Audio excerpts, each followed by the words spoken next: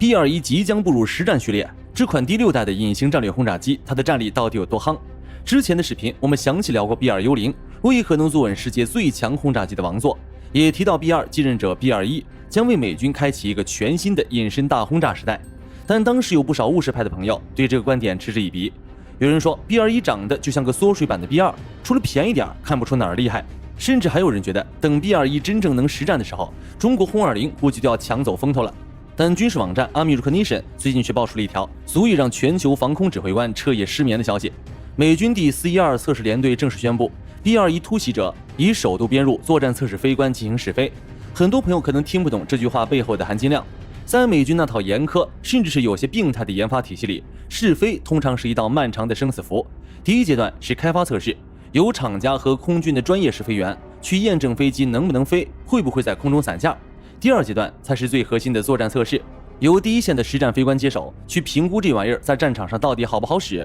B-21在此时让作战飞官入舱，直接表明他已经通过了实验室里的那些花架子，转而正式进入了以实战为核心的终极评估阶段。一旦评估通过，这款能够渗透进任何禁区的数字化怪兽便会向全世界彻底露出它那森然的獠牙。那么 B-21到底在哪些维度实现了对前辈的代差碾压？美军为什么要在印太局势如此微妙的时刻疯狂砸下45亿美元，强行扩产25%？今天我就带大家走进爱德华兹空军基地的深处，启迪这款21世纪的空权之神。而这一切的传奇，咱们还得从那场打破美军历史惯例的跨界架势聊起。在讲 B-21前，我们必须先了解一下美军轰炸机的研发过程。在传统的重型轰炸机研发流程中，一款新飞机通常要经历长达数年的工程验证。你必须先证明你的机翼在9G 过载下会不会断，发动机在5万英尺高空会不会熄火，等所有的螺丝钉都磨合得天衣无缝了，才会小心翼翼地交给第一线的作战联队去摸索战术。但 B-21的进度却快得让所有的航空专家都直呼物理学不存在了。这架轰炸机2022年12月公开亮相，2023年11月才首飞，不到3年的时间，作战飞官就直接坐进了驾驶舱。如此紧凑的研发进度堪称光速，就连美航空作战测试评估中心的瓜斯科上校也忍不住吐槽，在现代测试史上，我们从未在项目初期就这样做过。而美军之所以像刚入洞房的新人一样表现得如此急不可耐，原因只有3个字：紧迫感。这种紧迫感来自于印太地区日益严密的综合防空系统。美军很清楚，在未来的高力度冲突中，传统的非隐身平台已经失去了入场券。哪怕是强如 B-2，它的隐身设计也是基于上世纪80年代的雷达特征。面对现在满天飞的米波雷达和量子雷达算法，连 B-2不敢说自己永远是隐形人，唯一能承担隐身重任的有且只有 B-21。所以 B-21的作战测试飞官上场，任务只有一个，去模拟最真实的充满了干扰和防空导弹的对抗环境。他们要测试的不是飞机的极限爬升率，而是飞机的生存概率。一切的设计都只为缩短从出厂到挂弹的时间差。而且大家要注意一个细节， B-21采用的全开放式系统架构，这东西念起来拗口，实际并不复杂。用人话来表示就是，如果 B-2是一台老旧的不能联网的复古电脑，想升级得拆机换主板，那么 B-21则是一台自带万兆光纤的顶级服务器。作战飞官在试飞中发现的任何战术缺陷，程序员在地面可能只需要几个小时就能写出补丁。这波数字孪生加实时进化的能力，让 B-21在诞生之初就具备了第6代战机的神韵。不仅如此，诺斯罗普·格鲁曼公司为了配合这种速度，甚至与空军达成了追加45亿美元的协议。他们的目标是将年产能直接提升25%。这说明美军已经不打算搞那种几十架充门面的精英模式了，他们要的是规模，要成百上千架能随时渗透进任何防空禁区的隐身机群。那么这架被称为突袭者的小1号 B-2到底凭什么在太平洋的惊涛骇浪中活下去？除了隐身，它身上还藏着哪些杀招？在聊 B-21的航程之前，我们先看看印太战区的地理底色。太平洋实在是太大了，大到让所有的短腿战术飞机都感到绝望。传统的轰炸机，哪怕是航程过万公里的 B-2，在执行洲际打击时，也必须依赖 KC-135 或 KC-46。但这些加油机都有一个死穴，不仅体积庞大，而且完全不隐身。在对方射程数百公里的超远程防空导弹面前，这些加油机就是空中漂浮的巨大打火机。一旦对方执行打击加油机的战术，前线的隐身轰炸机要么折返，要么就只能在大洋中心无奈喂鱼。这就是摆在美军面前的加油机陷阱。而 B-21 的出现，正是为了彻底斩断这条枷锁。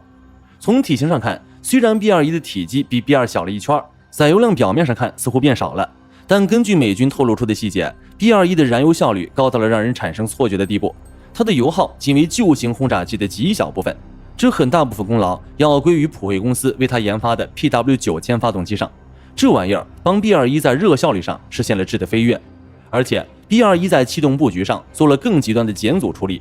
那个独特的齐平式进气口不仅是为了隐身，更是为了让气流在进入发动机时损失最小，所以让 B-21 可以在不依赖频繁空中加油的情况下，从更遥远的安全后方基地起飞。大家可以想象一下，在太平洋的潜在冲突情景下，美军的加油机被迫撤退到敌方导弹射程之外，也就是3-4千公里之外。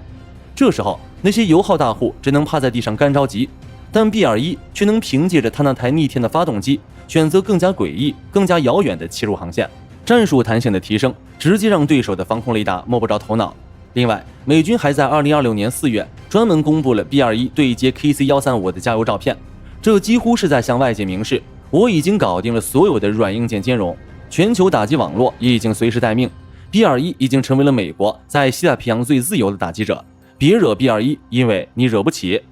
说到这里，肯定有朋友想反驳， B-21 省油和隐身确实厉害，但这玩意儿载弹量变小了，炸不动人有什么用？殊不知，这正是 B-21 最夯的地方，也是它被定义为第6代的核心原因。它不是带不动炸药，而是它带的每一枚炸药都只有一个战略目标：杀死比赛。很多人评价一架轰炸机的好坏，经常习惯用载弹吨位来衡量，但现代战争拼的已经不是炸弹吨数，而是打击的确定性。B-21 的内部武器舱采取了极致的模块化设计，它首先出场的是常规精导武器的豪华全压筒，包括 GBU-31、GBU-38 在内的全系列 JDM 弹药，那是它的常规配置。利用高精度的合成孔径雷达， B-21 可以在10000米高空把炸弹塞进指挥部的换气扇里，但这还远远称不上最强。更夯的是 AGM-158、GESSM-12 这种增程型隐身巡航导弹，它的射程超过1000公里，意味着 B-21 可以在敌人的防空圈外就发起致命点名。一个隐身的平台发射一枚隐身的导弹，双重隐身的叠加强度，让任何现役的防空拦截成功率都趋近于理论上的0。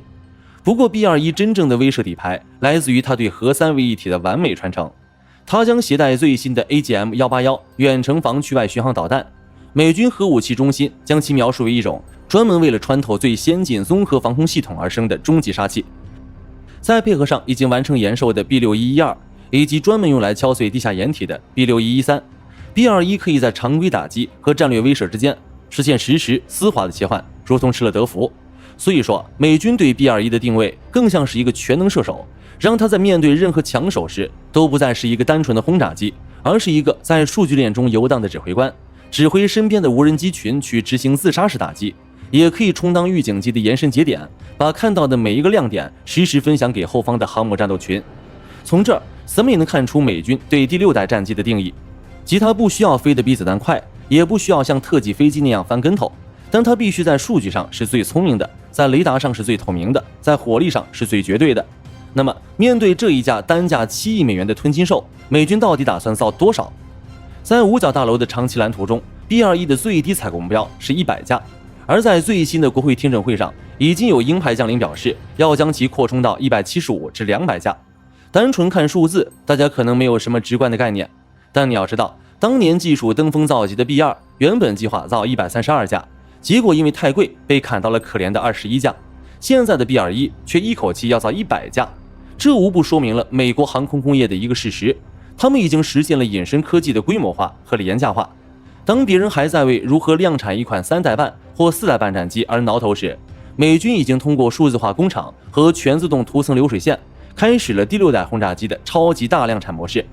正如负责国家安全最关键武器系统的戴尔·怀特将军此前的论断，我们国家的未来取决于3个项目：哨兵导弹、B-21 轰炸机以及下一代战机。这已经不是一个简单的武器采购合同了，这是美国空军的未来。为此，怀特将军甚至还问他的团队：我夜不能寐，就是怕大家缺乏那种紧迫感，我该如何为你们开路？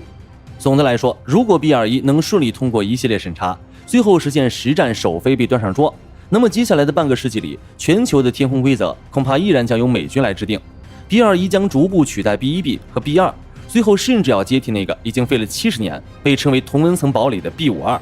它将成为印太司令部手中最锋利也最隐蔽的一把空中利刃，专门用来精确打击对手最关键的雷达眼睛、指挥大脑和导弹拳头。我们可以调侃美军的债务，也可以讥讽他们的傲慢，但我们不能无视这种深厚的工业底蕴。B-21的诞生本身就是一种针对特定地缘环境的精准定向投喂，它所有的航电设计，所有的弹药适配，全都是为了在那个叫印太的大棋盘上实现那种单向透明的让对手感到绝望的降维打击。聊到这里，我不禁想问大家一个戳心窝的问题：在这个防空导弹越飞越远、雷达阵列越铺越密的时代，是否真的能发明一种物理护盾，挡住这些悄无声息的突袭者？还是说未来的防空网在100架 B-21的饱和攻击下不过是破烂不堪的渔网？也许当 B-21真正投入实战时，世界将会想起2战时杜立特空袭队用几架 B-25敲开了自家大门时的恐惧。毕竟 B-21突袭者的名字本身就代表了美军的一种性格，即便你觉得自己防守的密不透风，我也一定要在你的心脏位置送上一记最沉重的耳光。好了，本期关于 B-21突袭者进入实战评估的分析到这里就结束了。各位观众，你们认为 B-21真的能像美军预期的那样统治天空到2070年吗？还是说它根本无法承担起美军第6代战机的憧憬？欢迎大家在评论区留言讨论。如果你喜欢这种硬核军事分析，别忘了点赞、订阅并打开小铃铛。我们下期视频再见。好的，各位观众朋友们，我们频道一直在聊真实的军事资讯和武器装备，后台也经常有朋友问有没有值得推荐的入门级模型。今天就和大家分享一款近期接触到的产品。首先，它的外形还原度做得相当不错，比例准确，武器上的一些关键细节和标识也都有体现，材质也说得过去，拿在手上有不错的分量感。其次，它具备一定的可动性，对于理解基础操作原理有一定帮助，让它不仅是个静态摆件。综合它的做工和可玩性来看，价格确实比较亲民。对于想入门模型收藏，或者单纯想在桌上贴一个摆件的朋友来说，是一个性价比很高的选择。商品链接已经给你们上了，感兴趣的朋友可以自行了解。